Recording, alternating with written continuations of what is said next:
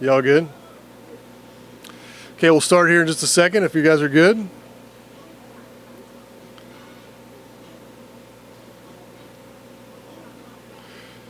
Okay, good afternoon, everybody. Doug McGowan, President and CEO of Memphis Light Gas and Water. We're here on Tuesday, August 25th, in the heart of South Memphis in Soulsville. We're actually coming to you from the EPIC, the Emergency Preparedness and Information Center, which is behind me.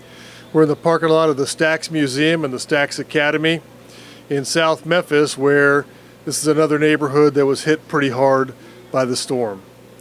We've made some progress since last night. We had about 30,000 out at this time last night. We have about 20,000 out now. So another 10,000 restored, bringing total restoration to 120,000 of the 140,000. But that means we still have another 20,000 customers wondering when their power will be restored. I remain optimistic that we'll have substantial restoration by Thursday evening for our customers, though as I have said, there may be some smaller number that trickle over into Friday as we tackle these outages. Now I want to say, as I predicted yesterday, some of our restoration pace has slowed down. Not because we're working any less hard, actually we're working harder. We have the 75 contract crews who will be joined by 5 additional contract crews tomorrow morning. This is because many of the outages now are smaller in number, numbering about 100 to 200 customers per outage, and we have hundreds of these outages around the area. Just today I was driving through South Memphis through most of the neighborhood, and you'll see that the outages that are occurring are on rear property lines. That's where the power lines run behind the houses. That makes it difficult for large equipment to get back there. That means that typically our crews are having to manually climb the poles or bring a smaller piece of equipment, but it's much tougher going to get those areas restored. There was significant damage, entire trees down. Just drive around South Memphis and you'll see the kind of devastation, not just to our power lines, but to homes. So this is important work to get people back on. It's hazardous conditions, and we're going to not stop until we continue to get everybody restored. Now, we have about 8 public schools that remain out of power right now. We hope to get a few more of those on tonight, about 4 private schools. We have a staff member who is dedicated to each one of those schools, who is in correspondence with the leadership of those schools. So again, please stay in contact with your school district to find out the status of your particular school and what's happening tomorrow. I appreciate the partnership of all the schools who went the extra mile to make sure the kids that didn't have school today at least got a good lunch and a good meal today, so we're appreciative of that. As we do these smaller outages, we also have about 120 individuals out in the community who are doing individual customer outages. These are the individual homes that may be without power because some damage to their power line, to their weatherhead, or to their meter socket. Now what I'm going to ask for all of our customers is, if you believe that your house is the only one out, I'd ask that if it's safe to do so, go outside and take a look at the meter on the side of your house. Take a look at the pole that's attached to the side of your house that has the wires coming into it. That's called the weatherhead. If either of those appear to be damaged, you're going to need to call an electrician to come and have them reattached before MLGW can re-energize your power. Now you can call us at 544-6500 because our team will come over and disconnect the power so that repair can be made. Again, please do that so you don't have us show up and say we can't do anything till you repair that, because we'll be at those individual customer houses over the next 2 days. So the work is continuing. Our teams are dedicated to doing this until we have everybody restored. We have additional help on the way. The only thing that could inhibit us is there's a chance of some scattered thunderstorms later tonight and or tomorrow. Now that doesn't stop our teams. They will work in the rain. The only thing that they will not do is be up on a pole or in a bucket truck during lightning. There is a chance that could cause some additional damage, but fear not.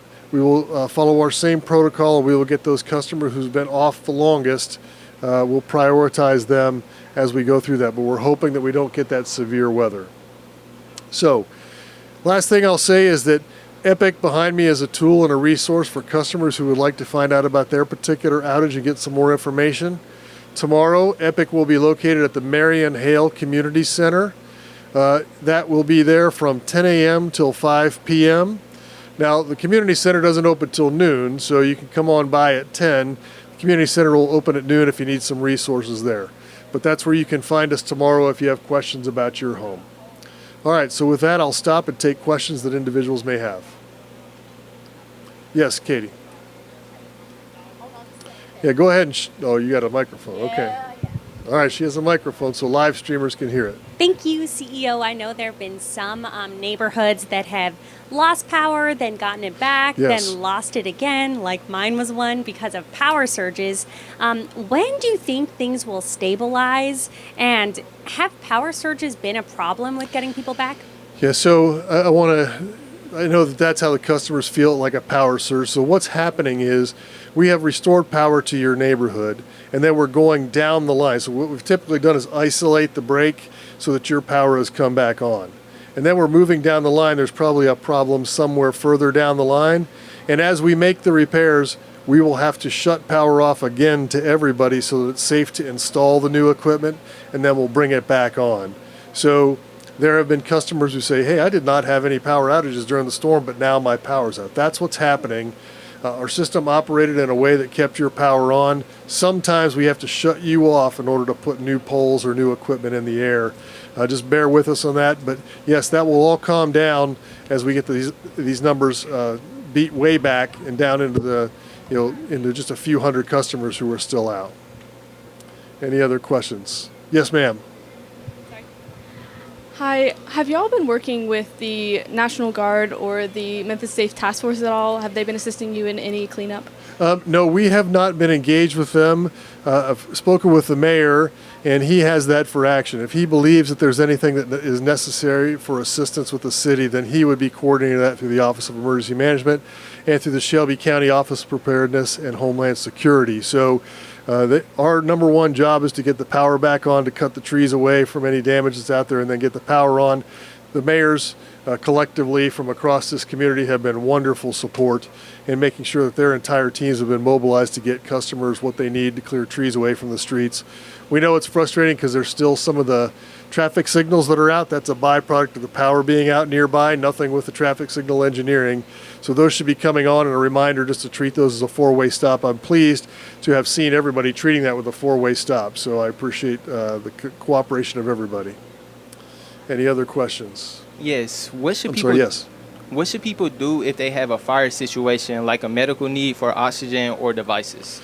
Yes, so we have a medical needs directory for people who are on life support, and we coordinate that through the Office of Emergency Management and the Shelby County Office of Preparedness so that we can ensure that those customers are addressed and they have the power that they need. Typically that's in a form of a generator, but I want to be clear, that has to be a medically directed life support device. So for individuals who have some other medical needs that may not be or they might be chronic, but they might not be acute, I would ask for them to seek assistance from their friends and neighbors and see if there's someone who can get them help with that, getting their batteries charged back up, that kind of thing. And why is there a higher concentration of outages in the southeast corner of the city? Yeah, the concentration has everything to do with the direction of the storm and the intensity and where it hit. It also has to do with where there's overhead power lines and a lot of trees. In this community of South Memphis, they built it for convenience back in the day to have the power lines along the back of the property so that you didn't have to look at it on the street. That's great until a storm hits, then it's hard to get to those power lines. It also has a lot of trees because it's very historic. So when those whole trees come down, it takes the power lines down. That's why the concentration is here. That's where the storm hit heaviest, and we have a lot of overhead power lines and a lot of trees there. So it's just, we take them as they come, and we prioritize based on the number of customers that are out. So we are in every neighborhood. I showed yesterday a map of where all of our crews are. I'm sure we could pull that up again if you would like to take a look at that. But where the outages are, that's where our crews are. Any other questions? Hi, do you still have 700 to 800 people, crews out here working? And then also you mentioned the hazards that they're up against. Yes. Obviously we're out here right now, it's really hot. What are some of these hazards? No, that's exactly right, Shay. We do have more than 800 individuals. So of those, if you have 80 contract crews coming in, that's going to be about 480 electric linemen. We have about 170 from MLGW. Plus we have those 150 individuals who are doing individual customers. We have underground crews who are doing restoration. So we have nearly that many just doing electric overhead. Then you have 200 people trimming trees out there. So you're approaching 1,000 individuals who are out there working. And as I said, there's more coming tomorrow to help us out. The hazards that they face. The hazards are what you would think they are. There are still some leaning and dangerous trees out there that they have to be aware of. Just down the street here near the corner, I think it was Trigg Avenue, there is a pole that has been fractured and is hanging. That remains a hazard. They have to stabilize that to make sure it doesn't come down while they're working on other poles. The heat is always a factor. They got to, take breaks. They've got to be hydrated, and they do a really good job of watching out for each other. The MLGW safety team is out in the field every day, all day, and they go from crew to crew, bringing hydration, making sure that they're checking on individuals. So we've had a couple of individuals have had to take a knee for a couple of minutes here just because they are hot and tired. We keep a pretty good eye on those folks, but that's important. I also want to thank the people of the neighborhoods who've been incredibly gracious to our team members out there, encouraging them and offering them support along the way. Anybody else with a question? Yes, sir. Are there any plans to bury lines in the future? Sure. As a part of our grid modernization effort, which is going on through 2029, we're modernizing the grid. Some of that is selective undergrounding of power lines, but that's going to be the major circuits, probably not the rear lot line circuits. As we go forward through time, that is a part of our ongoing plan to selectively underground some of those power lines. That's just a normal part of making your system more resilient. Any other questions? Yes, Katie. Thank you.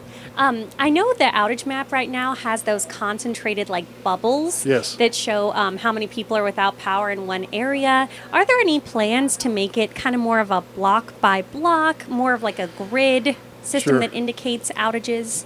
So we think this is an improvement over the old map, which was just the red, yellow, green, big blobs, and you couldn't really tell where an outage was. This one, at least you can zoom in and you can see the streets where that outage is. That is an interim improvement that our team built in-house as an improvement over the old red, yellow, green squares. We actually have a contract with a company who is going to build one, or they actually have one that's off the shelf that they'll integrate for us this coming year that will give you a bit more precision so you'll be able to drill down and see a little more closely where those outages are. So we're making it better. We think this is an improvement over the old one. I know it takes some getting used to navigate, especially if you click on the button and it says multiple outages and you have to scroll through. But we'll make it better with the next iteration. This one was built in-house, and I think our team did a pretty good job of putting that in place. Okay, one more time for one more question if anybody has one. Hearing none, thank you all for coming out. Thanks for getting the word out. We'll see you at Marion Hale tomorrow. We'll let you know if there's another presser tomorrow or if we're just going to do some kind of a release based probably on our progress. And if we have any other damage from other storms, we'll kind of let you know how that goes. Fair enough? Thank y'all for being here. I appreciate it.